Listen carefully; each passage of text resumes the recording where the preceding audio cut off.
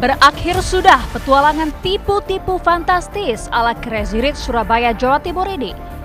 Pria parubaya bernama Budi Said ini pun ditetapkan sebagai tersangka oleh Kejaksaan Agung dalam kasus dugaan korupsi transaksi ilegal pembelian logam mulia PT Adeka Tambang Antam. Ia diduga merekayasa jual beli emas Antam 1,1 ton atau senilai 1,1 triliun rupiah. Bernama BS, seorang pengusaha properti dari Surabaya. Status yang bersangkutan kita naikkan statusnya sebagai tersangka. Dan selanjutnya pada yang bersangkutan kita lakukan tindakan penahanan untuk kepentingan penyidikan dan perkara dugaan tindak pidana korupsi, penyalahgunaan kewenangan dalam penjualan emas logam mulia oleh Butik Surabaya 1 PT Antam. Sepandai-pandainya tupai melompat, akhirnya jatuh juga. Itulah yang terjadi pada sang Crazy Rich Budi Said. Kemenangannya atas gugatan senilai 1 triliun rupiah lebih tersebut terhadap PT Antam hingga di tingkat tertinggi yaitu Mahkamah Agung rupanya berbuntut panjang. Tim penyidik bidang tindak pidana khusus Kejaksaan Agung mengendus ada kejanggalan atas perkara yang menghebohkan itu. Kita temukan adanya kejanggalan-kejanggalan berupa transaksi yang memang dilakukan pembongkaran jahat sejak awal oleh tersangka BS dan EA bersama-sama dengan beberapa oknum PT Antam, sehingga menimbulkan tagihan-tagihan ya terhadap PT Antam yang belum terbayarkan, yang tadi disebutkan sebesar 1,1 ton yang harus diberikan kepada tersangka BS. Kita berkeyakinan bahwa ini memang ada unsur tindak pidana korupsi, yaitu melanggar pasal 2 dan 3 Undang-Undang Tindak Pidana Korupsi.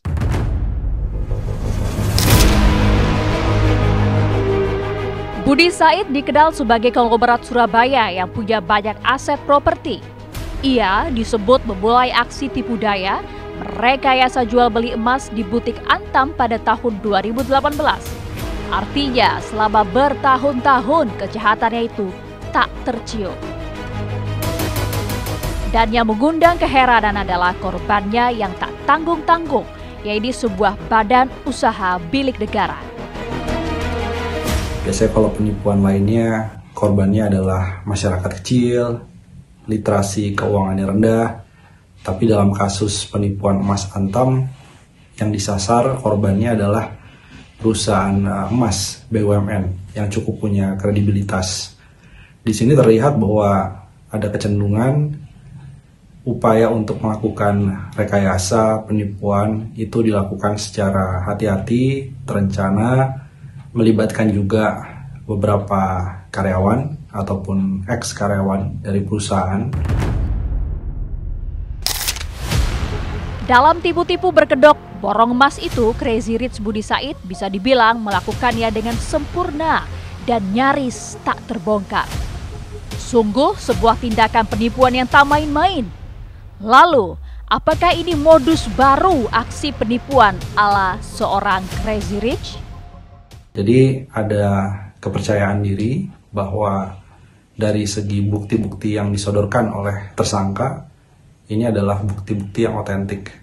Dan fenomena ini kita lihat sebagai salah satu modus yang baru, yang kita lihat kalau dilakukan oleh orang biasa sepertinya susah karena butuh modal yang juga cukup banyak.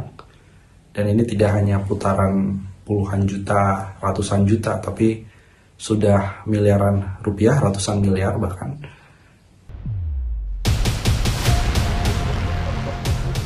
Bukan kali pertama masyarakat tanah air dibuat heboh oleh aksi tipu-tipu sederet Crazy Rich muda di negeri ini.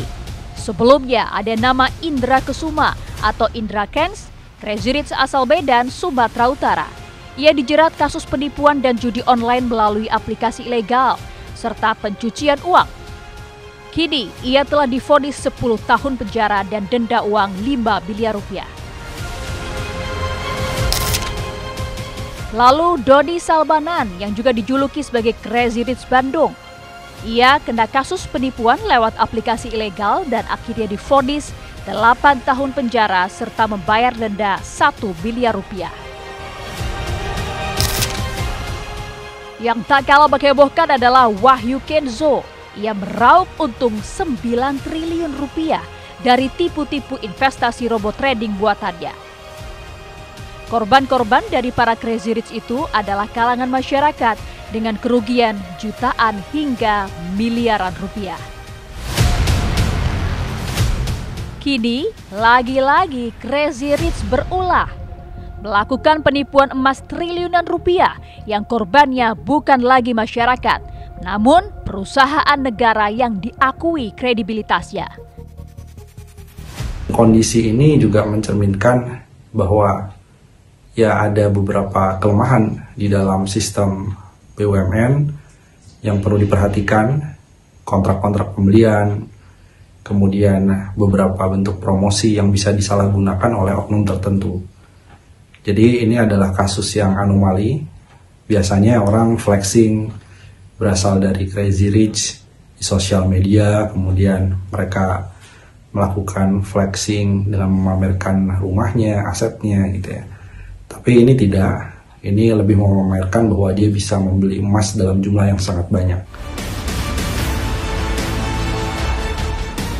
Kasus penipuan emas ala Crazy Rich Budi Said menjadi lonceng pengingat untuk kita semua.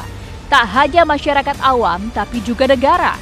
Karena nyatanya BUMN pun bisa menjadi korban kejahatan seorang Crazy Rich. Jangan sampai kita terperdaya oleh tipu daya mereka yang tampak di mata bergelimang harta.